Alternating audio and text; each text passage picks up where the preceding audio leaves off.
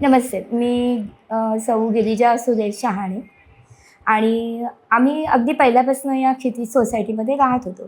साधारणपणे 2008 सालापासून आणि आता या रिडेव्हलपमेंटच्या स्कीममध्ये आम्हाला या खिवसरा अँड असोसिएट्स किंवा विकास शहा आणि गोरे, चिंचोरे ह्यांच्याकडनं आम्हाला ही सुंदरशी वास्तू आता हस्तांतरित करण्यात आलेली आहे आणि हे घर खूप छान आहे.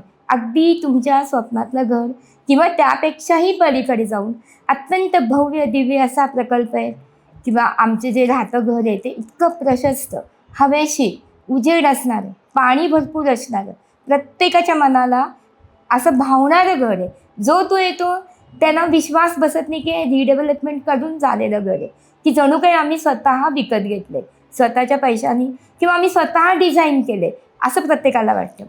इथला प्रत्येक कोना, कोपरा, खिडक्या ह्या इतक्या व्यवस्थित आहे की तुम्हाला कुठेही इथे न्यू नाही किंवा इथं अंधार आहे किंवा इथं हवाच येत नाही बुवा, इथं कसं तरी वाटते असं कधीच वाटत नाही. परिपूर्ण अशी एकदम सुंदर वास्तू आहे असं. आणि आता नुकतेच 10 दिवसापूर्वी माझ्या मिस्टरांचं निधन झालं. त्यामुळे मला असं वाटलं एवढं प्रचंड घर आता मी कसं राहणार. पण इथे आम्हाला इतकं फ्रेश वाटलं, म्हणजे असं इथले व्हायब्रेशन्स इतके चांगले आहेत की आम्हाला कधीच असं अस्वस्थ किंवा आणि असं काहीतरी विचित्र वाटलं नाही. इतकं छान वाटलं की आम्ही आता 4 महिन्यापासून त्याच्या आधीपासून इथे राहतोय. इथला परिवारही सगळा उत्तम आहे. मुख्य म्हणजे हे जे सगळे आमचे जे बिल्डिंग ह्याच्यामधली जी कमिटी आहे, विशेष करून गोरे, चिंचोरे, प्रामुख्याने विचार केला तर खिवसरा, गायकवाड, विपुल शहा. खिवसरांनी तर आम्हाला इतकी वेळोवेळी मदत केली आहे की जेव्हा जिने नव्हते पण आम्हाला आमचं घर पाहायचं होतं, हाताला धरून त्यांनी आम्हाला या वास्तूपर्यंत आणलेलं आहे आणि कुठलीही गोष्ट त्यांनी कधी डावलली नाही.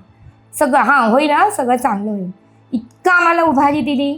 भीती वाटायची आपलं घर होतं आहे की नाही वेळेमध्ये, तसं कधीही झालेलं नाही.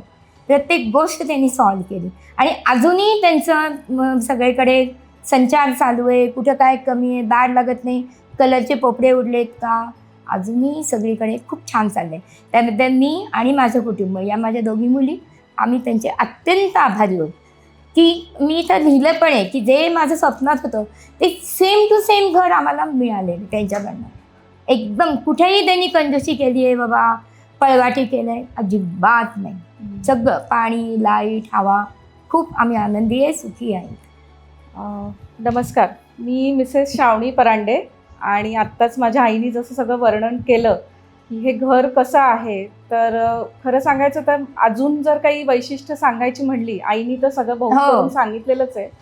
पण सगळ्यात महत्त्वाचं म्हणजे काय की ह्या घरात असलेली हाईट जी त्यांनी दिलेली आहे, घराला दिलेली हाईट, ती आजकाल कुठल्याही कन्स्ट्रक्शनमध्ये आपल्याला बघायला मिळत नाही.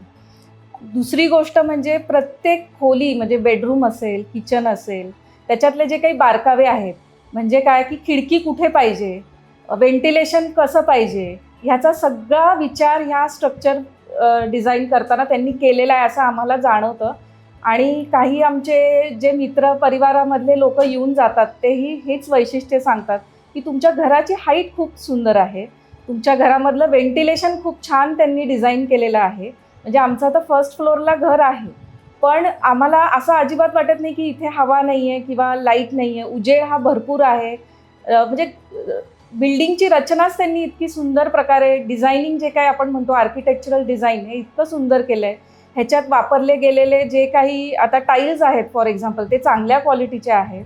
बांधकामात वापरले गेलेले सगळे मटेरियल्स हे अतिशय उत्कृष्ट दर्जाचे त्यांनी वापरलेले आहेत आणि त्याच्यामध्ये आम्हाला कुठलीही कंप्लेंट नाही आहे.